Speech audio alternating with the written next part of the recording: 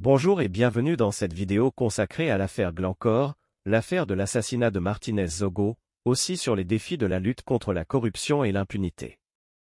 Au Cameroun, le respect de la loi et une gouvernance efficace sont des enjeux importants. La mise en place du visa électronique représente une avancée, mais nécessite également une sécurité renforcée. Malheureusement, il y a souvent confusion entre l'État et le parti politique. Il est essentiel de respecter les lois régissant la durée des mandats des PCA et DG pour assurer une bonne gouvernance. Le développement du Cameroun dépend également de l'utilisation de compétences adéquates. Toutefois, l'affaire Glencore, une affaire de corruption, est récemment apparue dans les médias. La lutte contre la corruption est donc une question primordiale pour assurer une gouvernance publique saine. Enfin, il est crucial de faire la lumière sur l'affaire de l'assassinat du journaliste Martínez Zogo afin de faire éclater la vérité. Le respect de la loi et la bonne gouvernance au Cameroun. Dans cette édition de « Droit de réponse », nous abordons les sujets d'actualité qui ont fait la une de la presse au cours de la semaine écoulée. En particulier, la question des présidents de conseils d'administration, PCA, en situation d'illégalité a retenu notre attention. Selon la loi, la durée maximale du mandat des PCA des entreprises publiques est de 3 ans, renouvelable une seule fois, soit 6 ans au total. Cependant, il y en a qui sont en poste depuis 30 ans. Une étude du professeur Viviane Onana Nkubiwol, experte en management citée par Émergence, indique qu'il y a une 50aine de PCA à remplacer avant juillet 2023.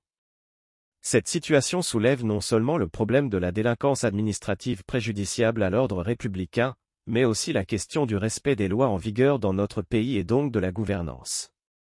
Si vous êtes nouveau sur notre chaîne News Actualité Afrique, n'oubliez pas de vous abonner si ce n'est pas encore fait, de commenter, d'aimer, et surtout de cliquer sur la cloche de notification pour ne pas manquer nos prochaines vidéos. Affaire Glencore. La nécessité de respecter la loi et de promouvoir une bonne gouvernance est également soulignée dans l'affaire Glencore. L'ancien bâtonnier Aker Muna a saisi la justice camerounaise à travers 3 dénonciations contre le système national des hydrocarbures, la Société nationale de raffinage et la filiale locale du trader. Cette saisine de la juridiction camerounaise intervient près d'un an après que Glencore a plaidé coupable devant les juridictions américaines et britanniques d'avoir corrompu des agents de ces entreprises nationales pour faciliter les opérations au Cameroun. Cette nouvelle sortie de l'ancien bâtonnier peut-elle enfin faire bouger le gouvernement camerounais qui n'a pas dit un mot sur ce grave scandale depuis sa révélation? Peut-on faire confiance à la justice camerounaise pour enfin se saisir de cette affaire et faire la lumière sur ce grand scandale de corruption? Justice et manipulation. La justice camerounaise a été sous la sellette cette semaine avec la sollicitation de la présidente de la cour d'appel du centre dans une correspondance adressée par le professeur Alain Foguet. On apprend que le cadre du MRC demande la libération des otages politiques de son parti et leur dédommagement. Il s'appuie notamment sur la législation en vigueur au Cameroun et sur les traités que le Cameroun a ratifiés. La justice camerounaise accède cette fois-ci à cette demande au sujet des procédures en habeas corpus afin que ces hommes politiques retrouvent la liberté, notamment au moment où le Cameroun négocie son retour à la GSP. Il faut rappeler que les États-Unis avaient retiré le Cameroun de la liste des bénéficiaires de la GOA en fin 2019 au motif des violations flagrantes et persistantes des droits de l'homme. En somme, ces différentes affaires soulèvent la question cruciale du respect de la loi et de la bonne gouvernance au Cameroun. La délinquance administrative et la corruption ne peuvent plus être tolérées si nous voulons construire un pays pro. Le lancement du visa électronique au Cameroun, une évolution qui nécessite une sécurité renforcée. Le visa électronique sera bientôt lancé au Cameroun. Le lancement est prévu pour le 30 avril. Bien que cette initiative soit une avancée, il est important de souligner que la sécurité des données doit être renforcée, car la délinquance informatique est très récurrente de nos jours. Dans cet article, nous examinerons les avantages et les inconvénients du visa électronique et comment le Cameroun peut garantir la sécurité de ces données. Avantages du visa électronique. Le visa électronique présente plusieurs avantages. Réduction des coûts et des délais de traitement des demandes de visa. Réduction des déplacements et des files d'attente des demandeurs de visa. Renforcement de la sécurité, car il est plus difficile de contrefaire un visa électronique. Le visa électronique permet également de faciliter l'accès au Cameroun pour les étrangers, qu'ils soient des touristes ou des investisseurs. Cela peut aider à stimuler l'économie et le développement du pays. Inconvénients du visa électronique. Le visa électronique présente également des inconvénients, notamment risque accru de cybercriminalité et de piratage de données. Possibilité de fraude avec de faux documents. Nécessité de disposer d'un accès à Internet pour remplir la demande de visa électronique. Ces inconvénients nécessitent une attention particulière pour garantir la sécurité des données. Garantir la sécurité des données. Il est crucial que le Cameroun garantisse la sécurité des données des demandeurs de visa électronique. Cela implique plusieurs mesures, notamment hébergement de la plateforme de demande de visa électronique au Cameroun pour renforcer la sécurité et garantir la protection des données. Utilisation de technologies de pointe pour protéger les données contre les pirates informatiques et les cybercriminels. Sensibilisation des demandeurs de visa électronique sur les risques de la cybercriminalité et la nécessité de protéger leurs informations personnelles. En outre, il est important que les missions consulaires du Cameroun à l'étranger soient informées et assurées de la sécurité des données des demandeurs de visa électronique. Cela permettra de renforcer la confiance des demandeurs de visa électronique et d'assurer la sécurité des données. Le lancement du visa électronique au Cameroun est une avancée, mais il est important de renforcer la sécurité des données pour éviter les risques de cybercriminalité et de piratage de données. En garantissant la sécurité des données des demandeurs de visa électronique, le Cameroun peut stimuler l'économie et le développement du pays tout en offrant un accès plus facile aux étrangers. La confusion entre l'État et le parti politique au Cameroun. Le Cameroun a toujours été confronté à une question profonde, à savoir la confusion entre l'État et le parti politique au pouvoir. Cela s'est manifesté récemment lors des obsèques d'une personnalité politique. Un problème ancien. Ce problème ne date pas d'aujourd'hui.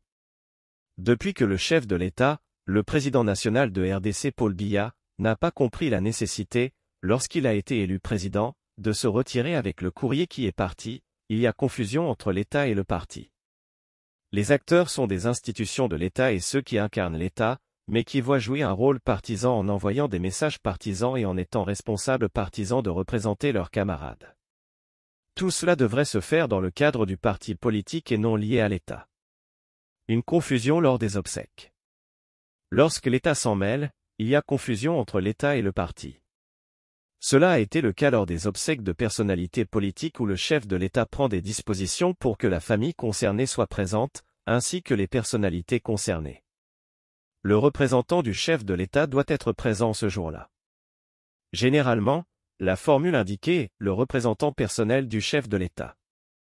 Cependant, dans le cas précis des obsèques d'un député, d'un président de groupe parlementaire d'une formation politique, qui est une personnalité de la République, mais qui a une casquette très puissante partisan, il peut être représenté au niveau de l'État par le représentant personnel du chef d'État qui est distinct du représentant du parti politique. Malheureusement, il n'y a pas de distinction qui est faite entre le représentant du chef de l'État et le représentant du parti politique, ce qui crée de la confusion. L'histoire se répète. Cette confusion rappelle le débat que l'on a eu au début des années 80 lorsque le président Ahidjo a quitté le pouvoir au profit de Paul Biya. Il y avait un débat sur la prééminence du parti sur l'État. Si la situation était la même aujourd'hui, nous serions dans la même confusion. Heureusement, aujourd'hui, le même qui est le chef d'État est en même temps le président national du parti politique au pouvoir. Il est important de faire la distinction entre l'État et le parti politique au pouvoir au Cameroun. Cette confusion ne date pas d'aujourd'hui, mais il est important de la corriger pour éviter tout malentendu. Cela évitera également de créer une confusion lors de situations importantes, telles que les obsèques de personnalités politiques. La nécessité du respect des lois sur la durée de mandat des PCA et DG.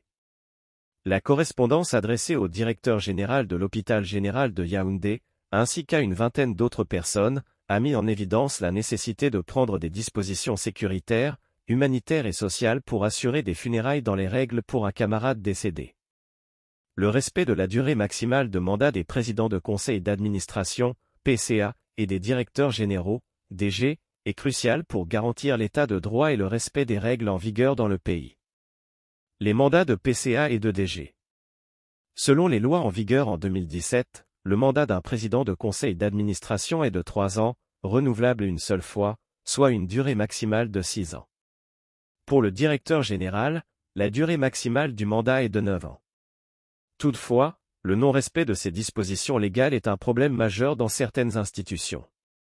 Certains PCA sont en poste depuis plus de 30 ans, ce qui est contraire à la loi. Le respect des règles en vigueur. Il est important de respecter les lois en vigueur concernant la durée maximale de mandat des PCA et des DG pour garantir l'état de droit et le respect des règles en vigueur dans le pays. Cela permet également de garantir une rotation régulière des responsables et une meilleure gestion des institutions. L'exemple du professeur Viviane Bio. Le professeur Viviane Bio a montré l'exemple en respectant les règles en vigueur lorsqu'elle était directrice adjointe de l'ISMP. Elle a quitté ses fonctions à la fin de son mandat et n'a pas cherché à dépasser les limites prévues par la loi. Cette attitude est louable et mérite d'être saluée. La culture de la démission. Malheureusement, la culture de la démission n'existe pas encore dans certains milieux au Cameroun. Il est important de souligner que si un responsable ne démissionne pas de ses fonctions à la fin de son mandat, il doit être démis de ses fonctions pour garantir le respect des règles en vigueur. En somme, le respect de la durée maximale de mandat des PCA et des DG est crucial pour garantir l'état de droit et le respect des règles en vigueur dans le pays. Les responsables doivent comprendre que leur rôle est important, mais que leur départ permettra une meilleure rotation et gestion des institutions. Il est temps d'adopter la culture de la démission pour garantir le respect des lois. L'utilisation de compétences pour le développement du Cameroun. Le développement du Cameroun est un sujet qui préoccupe les citoyens, mais il semble que certains problèmes entravent son avancée. Dans cet article, nous allons discuter des questions liées à la sélection de personnes pour des postes de responsabilité, ainsi que de la nécessité de faire appel à des compétences appropriées pour un développement durable. La question de la sélection de personnes pour des postes de responsabilité. Il y a un problème majeur avec la sélection de personnes pour les postes de responsabilité dans de nombreuses entreprises au Cameroun. Les personnes sont souvent nommées sur la base de leur appartenance politique ou de leurs relations personnelles avec des personnalités influentes. Cela peut conduire à une sélection de personnes qui n'ont pas les compétences nécessaires pour remplir leur rôle efficacement. Cependant, il est essentiel de noter que certains politiciens ont conscience que le Cameroun doit avancer et que les réponses aux questions du chef de l'État nécessitent des compétences adéquates. Les ressources doivent être utilisées de manière appropriée pour obtenir les résultats escomptés. Le chef de l'État consulte ses collaborateurs et, par conséquent, il est essentiel que les personnes chargées de trouver des profils pour les postes de responsabilité cherchent des personnes ayant les compétences adéquates. L'importance de faire appel à des compétences pour un développement durable. Il est évident que pour un développement durable, il est essentiel de faire appel à des compétences appropriées. Par exemple, le poste de Premier ministre exige une gestion opérationnelle adéquate d'un gouvernement, ainsi que la connaissance des indicateurs et des outils de gestion appropriés. Si une personne ayant ces compétences est nommée à ce poste, cela peut avoir un impact significatif sur le développement du Cameroun. Cependant, il est préoccupant de constater que certaines personnes se maintiennent dans des postes de responsabilité, alors qu'elles n'ont plus les compétences nécessaires. Cela peut entraver le développement du Cameroun, car les personnes qui occupent ces postes peuvent ne pas être capables de prendre des décisions éclairées et efficaces. La nécessité de garantir que les compétences sont utilisées pour le développement du Cameroun. Il est temps pour le Cameroun de se concentrer sur l'utilisation de compétences appropriées pour le développement du pays. Cela peut se faire en garantissant que les personnes nommées pour des postes de responsabilité ont les compétences nécessaires pour remplir leur rôle de manière efficace. Les compétences ne doivent pas être ignorées, car elles sont essentielles pour garantir que les décisions prises sont éclairées et efficaces. En conclusion, il est évident que l'utilisation de compétences appropriées est essentielle pour le développement durable du Cameroun. Les personnes nommées pour des postes de responsabilité doivent être sélectionnées sur la base de leurs compétences et non sur la base de leur affiliation politique ou de leurs relations personnelles avec des personnes influentes. Le Cameroun doit se concentrer sur l'utilisation de compétences appropriées pour garantir que les décisions prises sont éclairées et efficaces. L'affaire Glencore, une affaire de corruption à la une. Une sortie médiatique de Maître Akérir sur l'affaire Glencore a attiré l'attention de la Commission nationale anticorruption, CONAC, sur cette affaire. Il est question de l'implication de la Société de la sur la Sona et d'autres entreprises dans une affaire de corruption qui a éclaté en 2019. Glencore avait reconnu avoir corrompu des Camerounais à hauteur d'environ 7 milliards de francs CFA. La CONAC avait été alertée mais il n'y a pratiquement eu aucun suivi depuis. Dans cette affaire, Maître Akérir, en sa qualité de membre de la société civile et avec son expérience en matière de gouvernance, cherche à interpeller l'État du Cameroun sur l'image et la crédibilité du pays à l'extérieur. Il veut amener le gouvernement à réagir, car ce dernier est resté curieusement silencieux sur la question depuis plus d'un an. Le gouvernement n'a pas réagi de manière transparente depuis la révélation de cette affaire de corruption. La Société nationale des hydrocarbures, SNH, a réagi en publiant un démenti, mais il ne s'agissait que de donner l'impression que le gouvernement était à l'œuvre pour élucider cette affaire. Maître Akérir cherche également à comprendre ce que l'État du Cameroun souhaite obtenir de cette affaire. En effet, Glencore a reconnu avoir corrompu dans plusieurs pays africains, y compris le Cameroun.